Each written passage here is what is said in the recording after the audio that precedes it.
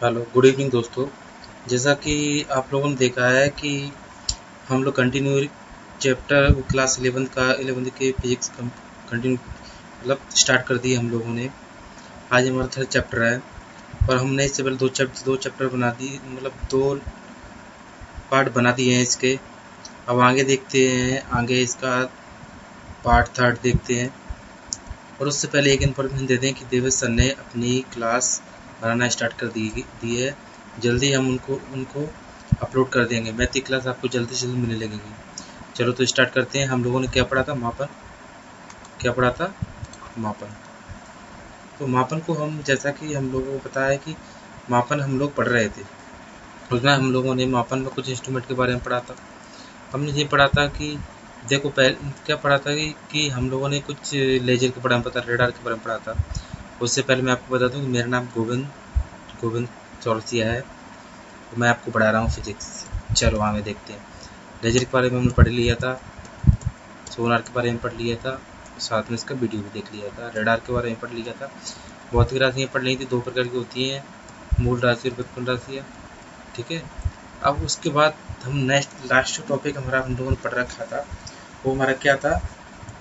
मात्रकों की विशेषताएं। क्या पढ़ा था हम लोगों ने? मात्रकों की विशेषताएं। अच्छा, ये हम लोगों ने पढ़ लिया था। तो इसी को यदि हम आगे बढ़ाएं तो हमने एक चीज़ देखी थी। क्या देखा था हम लोगों ने? हम लोगों ने देखा था कि जो हमारे मात्रक है ना, क्या है हमारे, जो भी हमारे मात्रक, वो सबसे पहले कैसे होना चाहिए? स्पष्ट और सटीक होना चाहिए। मतलब कहने का मतलब क्या है कि बिल्कुल स्पष्ट होना चाहिए, जो हमें आसानी से दिख जाए, समझ में आ जाए। मात्रक ऐसा होना चाहिए जो जिसको हम एक विजिट के द्वारा विजिट कर सकें। नेक्स्ट है मात्रा के परिणाम तथा समय स्थान के साथ कोई परिवर्तन नहीं होना चाहिए, कि ऐसा नहीं कि यहाँ रखा हुआ है उसको एक स्थान से दूसरे ले जाना है, वो उसमें कोई प्रॉब्लम होनी चाहिए, ऐसा नहीं होना चाहिए। साथ में वो ताबत दाब कोई प्रॉब्लम पड़ना चाहिए। नेक्स्ट है कि उसके जैसे कही जाए तो मात्रा की तुलना क्या है, उसी की मात्रकों से की जा सके। और साथ में मात्रक अंतर्राष्ट्रीय स्तर पर सम्मान होना चाहिए, कि अंतर्राष्ट्रीय स्तर पर सम्मान होना चाहिए। ये हम लोगों ने बता दिया था। अब उसके बाद जो नेक्स्ट टॉपिक आपका है, वो है आपका मात्रकों की प्रणाली। क्या है? मात्रकों की प्रणाली। क्या है आपका? मात्रकों की प्रणाली।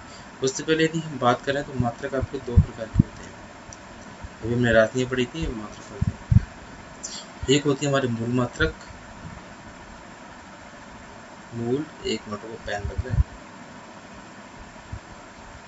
क्या होती है? पहली होती है मूल मात्रक, ठीक है। दूसरी होती है हमारी व्युत्पन्न मात्रक। व्युत्पन्न मात्रक समझ आए? मात्रक हमारे दो प्रकार के होते हैं, मूल मात्रक, व्युत्पन्न मात्रक। मूल मात्राओं की यदि हम बात करते हैं तो ये वो मात्रक होते हैं,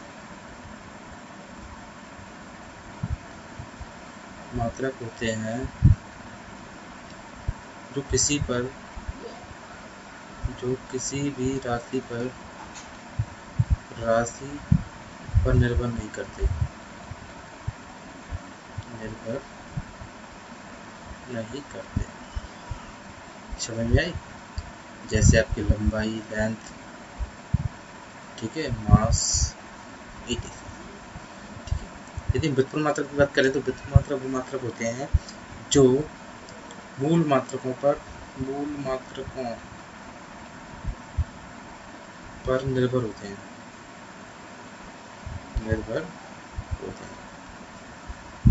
जैसे आपकी क्षेत्रफल, दाब,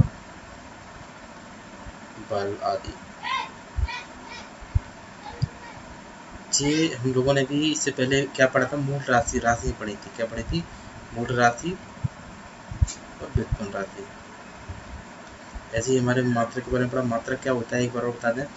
मात्रक वह यूनिट होती है, मतलब वह ऐसी स्टैंडर्ड यूनिट होती है जिसके द्वारा हम किसी भी चीज़ का मापन कर सकें। जैसे हम किलोग्राम, जैसे कोई क्वांटिटी किसी भी चीज़ है, दाल है, राइस है, ठीक है, पल्स है, राइस है, तो उसको हम किस में मेजर करेंगे? किलोग्राम में मेजर करेंगे। तो एक हमने स्टैंडर्ड यूनिट बना रखी है, क्या बना है, किलोग्राम करेंगे, उसको मात्रक कहते हैं। मात्रक दो प्रकार के होते हैं, मूल मात्रक और व्युत्पन्न मात्रक। मूल मात्रक भी होते हैं जिन जो किसी भी राशि पर निर्भर नहीं करते। व्युत्पन्न मात्रक वो होते हैं जो मतलब मूल मात्रकों पर निर्भर होते हैं। ठीक है, समझ में आया, इतना क्लियर हुआ। उसके बाद यदि हम इसकी बात करें, इसमें हमारा एक टॉपिक ये आता है, क्या आता है कि मात्रकों की प्रणाली। मात्रकों की प्रणाली क्या होती है उसके बारे में थोड़ा जानते हैं। मात्रकों की बात करें तो मात्रकों की 4 प्रणाली होती हैं। कितनी होती हैं? 4। पहली होती है हमारी MKS, दूसरी होती है हमारी CGS, तीसरी होती है हमारी FPS, और आपकी फोर्थ होती है आपकी क्या, SI। समझ में क्या है, 4 प्रकार की होती है। इतना समझ में आ गया? जब इतना समझ में आ गया तो हम लोग अब नंबर करके एक एक से देखते हैं MKS क्या होता है। पहले बात करते हैं MKS। ठीक है, यदि हम MKS की बात करते हैं तो यदि हमें ये पता होना चाहिए, ये होता है हमारा मीटर, ठीक है, किलोग्राम और सेकेंड। इतना क्लियर हो? इतना क्लियर हो तो एक बात बताते हैं, ब्रिटिश से लिया गया है। MKS पद्धति कहाँ लिखी? ब्रिटिश से ली गई है। इसमें हम लंबाई को, इसको लंबाई को हम मीटर में नापते हैं। ठीक है, द्रव्यमान को हम किलोग्राम में नापते हैं, तथा टाइम को हम सेकंड में नापते हैं। इतना क्लियर हुआ आप लोगों को? जब इतना क्लियर हो गया है तो फिर आगे हम देखते हैं। अब नंबर से एक देखते हैं। जैसे यदि हम बात करें, क्या हम यदि MKS पद्धति की बात करें, जो हमने आपको बताया, MKS पद्धति की फुल फॉर्म क्या होती है उसके बाद मीटर किलोग्राम सेकंड। क्या होती है? Metre kilogram second. इस पद्धति में लंबाई का मात्रक मीटर होता है, जो भी बताया है। द्रव्यमान का मात्रक किलोग्राम होता है, तथा समय का मात्रक सेकंड होता है। यह व्यवहार में इसी पद्धति का उपयोग हो रहा है। आजकल जो मतलब व्यवहार में यूज किया जाता है उसका इसी पद्धति का उपयोग किया जाता है। सेकंड है हमारी क्या, CGS को क्या बोलते हैं? सेंटीमीटर, ग्राम और सेकंड। तो लंबाई को सेंटीमीटर में क्या बोलेंगे, लेंथ को हम सेंटीमीटर में मेजर करेंगे, और सेकंड हम क्या काम करेंगे, मास को हम किसमें, हम मास को करेंगे हम ग्राम में, और टाइम को हम सेकंड में करेंगे। समझ में? तो बोला है कि इस पद्धति में लंबाई का मात्रक सेंटीमीटर, द्रव्यमान का मात्रक ग्राम और समय का मात्रक सेकंड होता है। इस पद्धति को भी मेट्रिक पद्धति कहते हैं। क्या कहते हैं? इसको नोट की जाए, इस पद्धति को क्या कहते हैं? मेट्रिक पद्धति कहते हैं। क्या पद्धति कहते हैं? मेट्रिक पद्धति। थर्ड हमारा है फुट, पॉइंट और सेकंड, मतलब FES। F for foot, P for point और S फॉर सेकंड। मतलब लंबाई को फुट में, द्रव्यमान को पाउंड में, और समय को हम सेकंड में मेजर करते हैं। समझ में? आजकल इन पद्धति को उपयोग नहीं किया जा रहा है। MKS पद्धति का रूपांतर रूप हमारी कौन सी पद्धति आती है? SI पद्धति।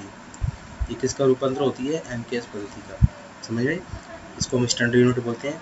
यह MKS पद्धति का परिवर्तन रूप है। इस प्रकार की इस पद्धति में यांत्रिकी के अतिरिक्त ऊष्मा, क्या यांत्रिकी क्या होती है इसमें? ऊष्मा, प्रकाश, चुंबकत्व, भाप, विद्युत संबंधी सभी भौतिक राशियों को व्यक्त करने के लिए लंबाई, द्रव्यमान, समय के अतिरिक्त चार मूल राशि ताप, ज्योति तीव्रता, धारा व पदार्थ की मात्रा एवं दो पूरक राशि घनकोण और घनकोण मानी जाती है।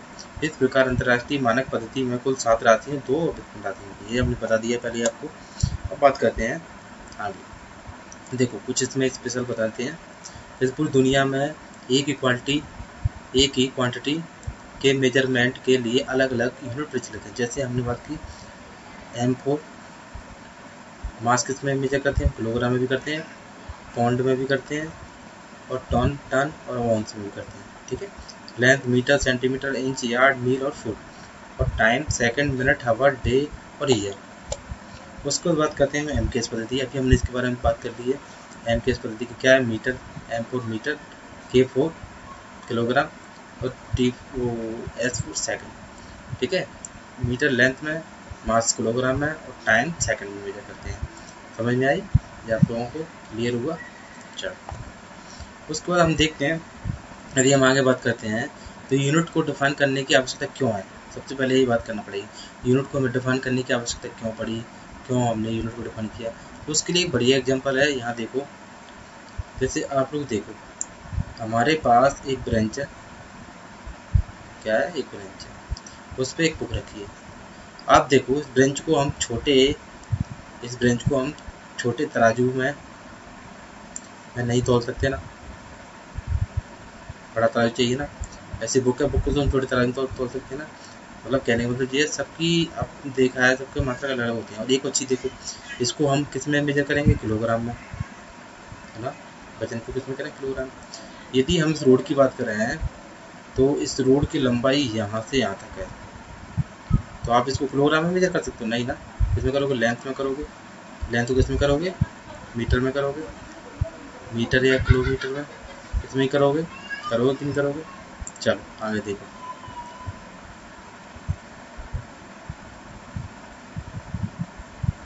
अब नेक्स्ट बात करते हैं।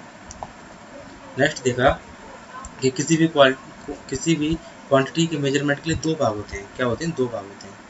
जैसे आप स्केल देखो, एक स्केल, या आपने एक स्केल देख रहे, ठीक है, ये पूरी आप स्केल देखो 30 सेंटीमीटर है, इसकी लेंथ 30 सेंटीमीटर, कितनी 30 सेंटीमीटर है। ये सेंटीमीटर है। यदि हम मिलीमीटर की बात करें तो हम क्या काम कर देंगे, 30 गुणा में 10 कर देंगे कि नहीं कर देंगे। क्योंकि आप लोग देखो कि 1 सेंटीमीटर के बीच में कितना गैप होता है, 10।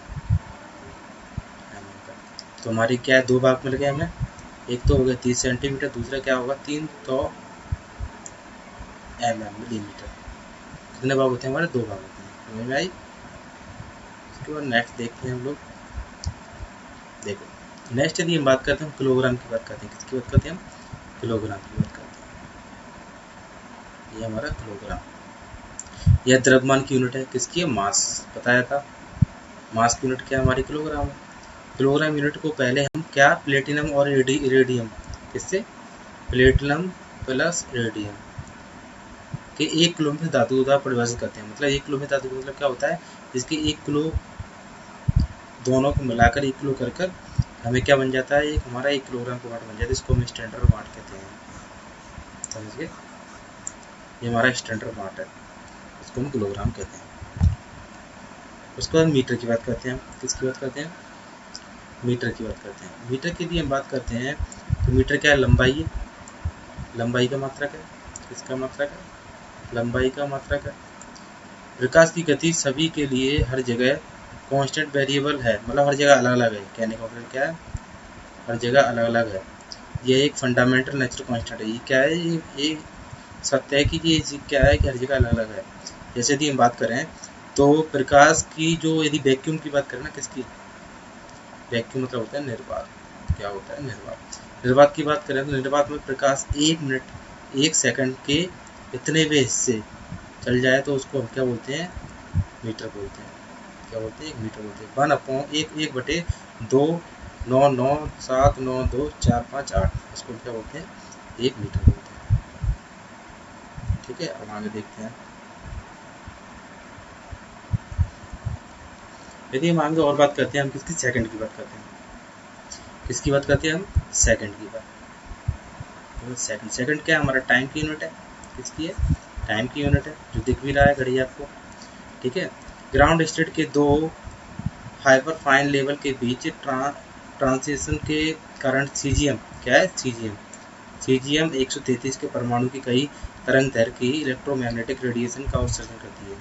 मतलब कहने का मतलब क्या है, सीजीएम 133 के परमाणु के तरंग दैर्घ्य के इलेक्ट्रोमैग्नेटिक रेडिएशन का उत्सर्जन जो होता है 1 सेकंड के अंदर का, उसको हम क्या बोलते हैं, हम अपना सेकंड कहते हैं। सेकंड क्या है हमारा, कितनी, मतलब 1 सेकंड में, इसमें यह ट्रांजेक्शन 91912631770 बार होता है। क्या होता है जी, बार होता है। ठीक है, जैसे मतलब कहने का मतलब ये है, हाइपर फाइन से हमारी क्या रेडिएशन जो निकली है वो कितनी मतलब ट्रांजेक्शन हो जाती है, दूर चली जाती है इतनी। और ये आगे देखो, अब बात करते हैं केल्विन। केल्विन भी हमारा किसका, टेम्परेचर की यूनिट है। देखा है केल्विन, ये हमारे क्या है, पारा है। पारे में क्या बना होता है, थर्मामीटर, डॉक्टर द्वारा यूज किया जाता है। एक केल्विन पानी के ट्रिपल पॉइंट के थर्मोडायनामिक टेम्परेचर के 1 इसके बराबर होता है। मतलब कहने का मतलब क्या है, ये ऐसी यूनिट है, इनको आपको याद करना पड़ेगा। एम्पेयर की बात करते हैं, तो ये किसकी है, विद्युत धारा की यूनिट है। की विद्युत धारा भी वही कौन सी है, मूल राशि है। इसमें देखो विद्युत धारा की बात करते हैं।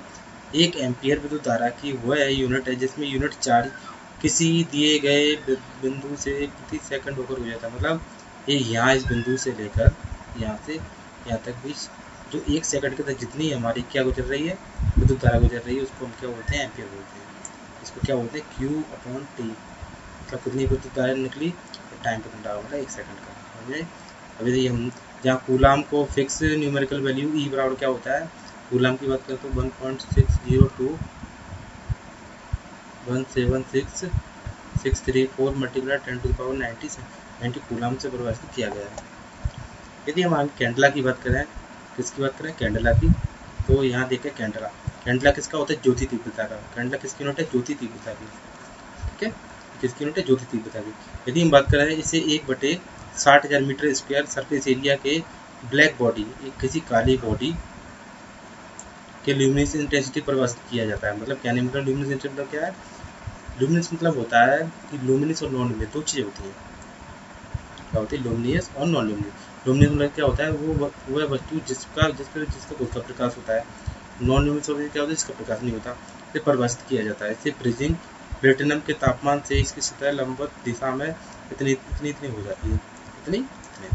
ठीक है, चलो ज़्यादा इम्पोर्टेंट नहीं है, आगे देखते हैं। मोल की बात करें, यह पदार्थ की मात्रा की यूनिट है। ठीक है, जैसे कार्बन 12 के 12 मतलब C6H12 होता है ना, देखा है, C612 देखा है। ये कार्बन के 12 ग्राम के अणुओं की संख्या हम परिभाषित की थी। कार्बन के 12 अणु हो जाए, कितने, 12 अणु हो जाए, उनसे परिभाषित करते हैं। आगे देखो, यदि हम बात करें नेक्स्ट, तो नेक्स्ट हमारा आता है पहला क्या है, द्रव्यमान। ठीक है, दूसरा होता है हमारा भार। यदि हम द्रव्यमान की बात करें तो द्रव्यमान क्या होता है कि द्रव्यमान किसी वस्तु में विद्यमान पदार्थ की वह मात्रा है द्रव्यमान से वस्तु के जड़त्व की माप की जा सकती है। मतलब ये क्या है, द्रव्यमान किसी वस्तु में विद्यमान पदार्थ की वह मात्रा है जिससे क्या हम किसी वस्तु का जड़त्व ज्ञात कर सकते हैं। समझ गए, क्या जड़त्व का माप किया जा सकता है। लेकिन यही यदि भार की बात करें तो भार क्या है, भार किसी वस्तु का भार वह बल है। क्या है, ये एक प्रकार का बल है। क्या है, ये बल है जिससे वस्तु पृथ्वी के केंद्र की ओर आकर्षित होती है। मतलब जिससे ये पृथ्वी है, इस पर कोई वस्तु है जो केंद्र पर कितनी आकर्षित होती है, मतलब छत से पत्थर के नीचे ही आएगा ना, उसको उसका भार बोलेंगे। समझ गए। जैसे कहने मतलब द्रव्यमान क्या है कि द्रव्यमान मान लो द्रव्यमान की जगह बहुत ज़्यादा गिरता है। जैसे देखो, इस जगह कुछ भी गिर सकता है। ठीक है, अब जैसे मान के चलो, यदि हम पॉलीथीन पन्नी की बात करें, पन्नी का साइज कितना होता है, इतना बड़ा होता है पॉलीथीन का, लेकिन वजन उसका बहुत कम होता है, बाहर उसका कम वाला होगा और एरिया घेरा उसका क्या हो, द्रव्यमान कहलाएगा। यह एक अदिश राशि है। क्या है जी, अदिश राशि। और यह सदिश राशि है।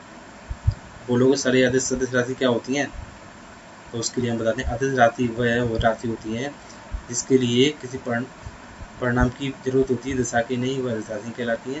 सदिश राशि को दिशा और परिणाम दोनों की जरूरत पड़ती है, वो हमारी सदिश राशि कहलाती है। ठीक है, अभी इतना ही जानो, आगे जी इसका चैप्टर में पूरा दे रखा है, उसको पूरे कंप्लीट करेंगे। उसको नेक्स्ट देखो, द्रव्यमान एक अचर राशि है, अर्थात इसका मान सभी जगह एक समान रहता है। द्रव्यमान क्या है, एक अचर राशि, इसका मान सभी जगह एक समान है। जैसे मान चलो आपके पास, आपके घर में क्या है, एक भगोना है, लाइक बर्तन है, जैसे मान लो पैसा लेकर, तो वो ऐसा तो नहीं है ना कि आप उठा के लेके तो बदल गया, ऐसा पतला हो गया, नहीं हो सकता ना। मतलब कहने का मतलब है ये कांस्टेंट है, ये अचर राशि द्रव्यमान। लेकिन भार क्या है, भार की यदि बात करें, भार एक चर राशि है, अतः इसका मान एक स्थान से दूसरे स्थान में जाना बदलता है। जैसे देखो, यदि हम बात करें कि हमारी बॉल है, यहाँ मान चलो 100 ग्राम की है, इसको हम कहाँ ले गए, मून पे ले जाएंगे तो उसका वजन बदल जाएगा, समझ रहे हो ना। जैसे हम अपनी बात करते हैं, हम मान के लो 60 किलो के हैं, ठीक है, 60 किलो के, वहाँ जाएंगे तो हमारा वजन बदल जाएगा, लेकिन हमारा मास तो उतना ही रहेगा ना, द्रव्यमान तो उतना ही रहेगा। समझ गए। इसका मात्रक किलोग्राम होता है, इसका मात्रक न्यूटन होता है। द्रव्यमान कभी भी शून्य नहीं हो सकता, द्रव्यमान कभी शून्य नहीं हो सकता, लेकिन भार शून्य हो सकता है। इसे सामान्य दंड तुलना द्वारा मापा जाता है, इसे स्प्रिंग तुलना द्वारा मापा जाता है। समझ गए। चलो, अब आज के लिए इतना ही। नेक्स्ट वीडियो में हम आपको आगे विमाओं के बारे में बताएंगे। तो आज के लिए इतना ही। देखने के लिए थैंक यू। सब्सक्राइब करें, ज़्यादा से ज़्यादा लोगों को हमारी वीडियो पहुँचाएँ। जिससे हम सब लोगों की मदद कर सकें। देखा है कि लॉकडाउन के चलते हम लोग कुछ भी नहीं कर पा रहे हैं, तो हमने चाहते हैं कि बच्चों की पढ़ाई बेकार हो, तो सब ज़्यादा से ज़्यादा लोगों को तक शेयर करें, जिससे सब लोगों के पास ये वीडियो पहुँच सके। Thank you.